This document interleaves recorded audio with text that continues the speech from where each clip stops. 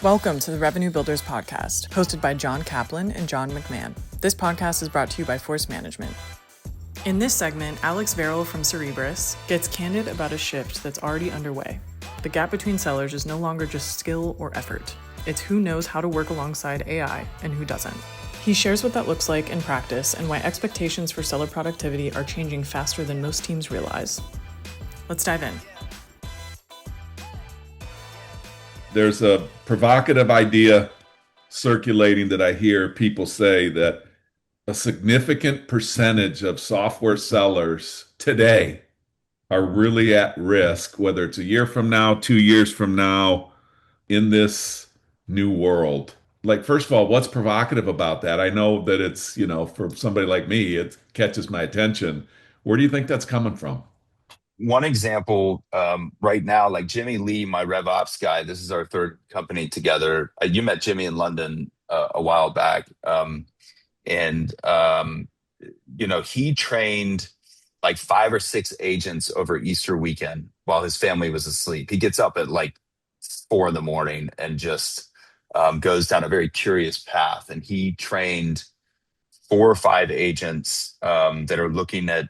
He's got one for voice of the customers, so product feedback, going through Jira tickets and things like that. He's got one for some forecasting. He's got another one to monitor solution architecture work. And he's got 6 that are in the works, right? So think like 10 inside of a week that is going to augment his productivity immensely.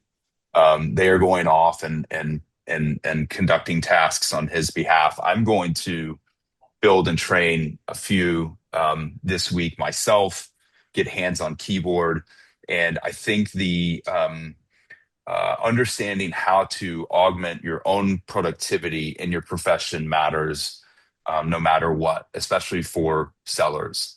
And if I can imagine like my daughter, who's a sophomore in college, in 2 years' time, I would really encourage her to go into an interview and almost like an artist would lay out a portfolio of work that they've done, or if they're a model, they showed like the shots that they've done. I want her to come and show the agents that are multipliers of herself, extensions of herself, and show what she can bring to the table that equals the productivity of, 5 or 10 humans, her plus her agents. And I think, sellers have got to get really curious about this space.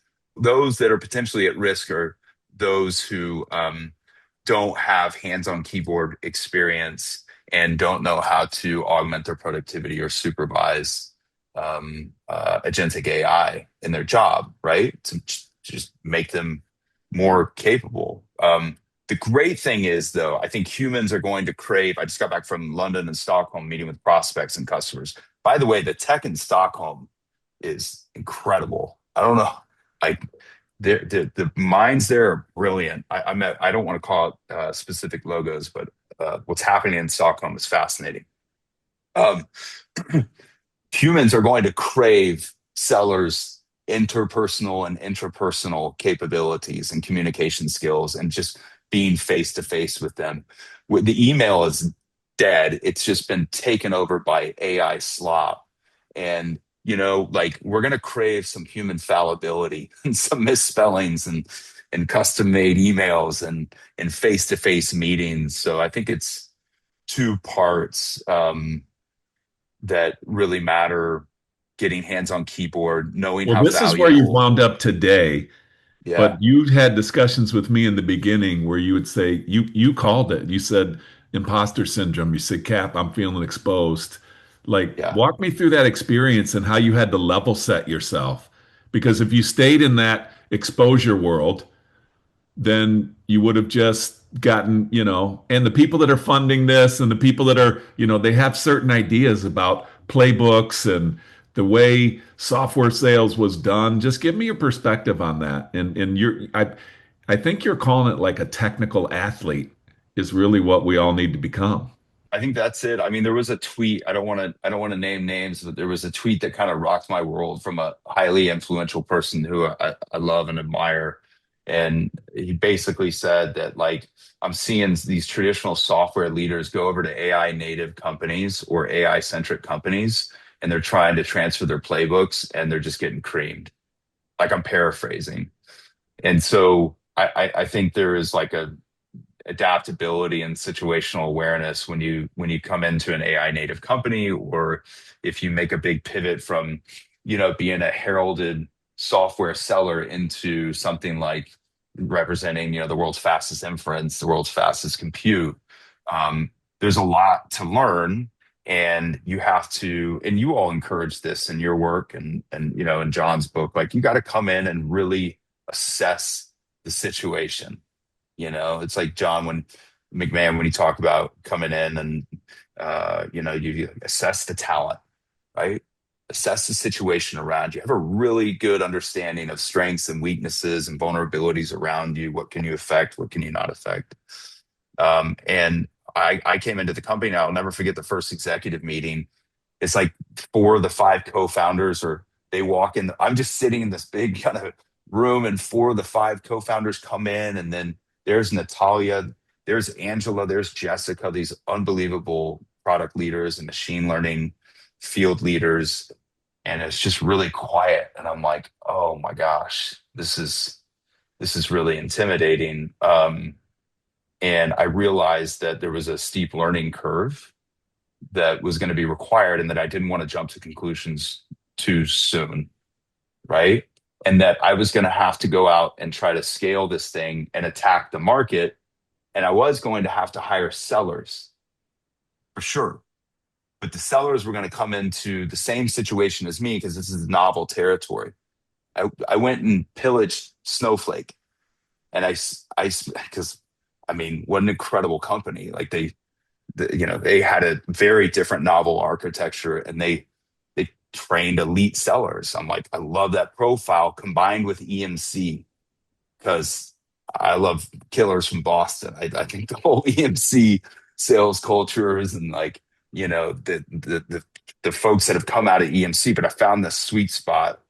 I'm going off on a tangent of like Snowflake plus EMC, and then get in here, because they have the intangibles, they have the skills that are transferable. 5 pillars. We're going to have to, no matter the technology, we're going to have to go out and attack the market and generate pipeline. We're going to have the courageous ability to qualify the pipeline. We're going to have to stay on top of mastery of messaging. We're going to have to manage the ICP, which is extremely dynamic in this space, by the way. We can talk about that, but I have to manage the territory and prioritize the territory. And then 5th and final, no matter where I'm at, I'm going to have to deliver an accurate forecast. Right. But I knew I was going to bring, which is thousands of years old. So I love, Johnny and I have these podcasts, and we say the more things change, the more they stay the same. But explain to us the nuances that basically, if you have a static playbook with all of those things and you try to bring them into an AI-centric company, you're dead.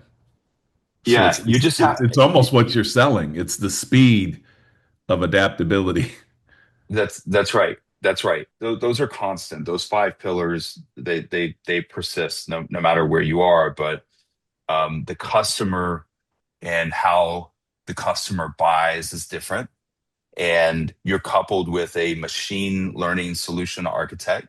And so you have to understand how you're coupled with that person.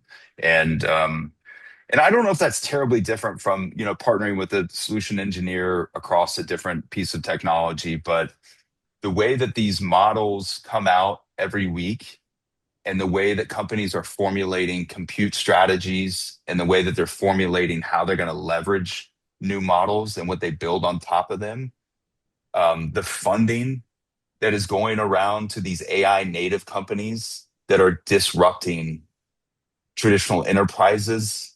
You have to think about, like, am I going to need, the software capacity model where I've got to have this many bodies in the Northeast, this many bodies in the West, this many in North Central, et cetera, and EMEA and APAC. Where really is my ICP? Granted, all the dynamic, constant changing in this AI landscape. My inclination is just to go attack the enterprise market with this crew, and attack the Fortune 500 and the Forbes 2000. But What's really interesting are the extremely well-capitalized AI native companies that have just emerged in the last 6, 12, 18 months, right? Have really come out and disrupted the whole scene. And so we have to keep our ear to the ground on the innovation velocity around different companies that are very well capitalized and determine, where to invest our time in them versus a Fortune 500 that's scared for their life, but maybe moves a little bit slower. Thanks for listening to today's episode. If you enjoy the content, please subscribe, rate, and review the show to help us reach more people. This show is brought to you by Force Management, where we help companies improve sales performance, executing the growth strategy at the point of sale. Check out forcemanagement.com for more information.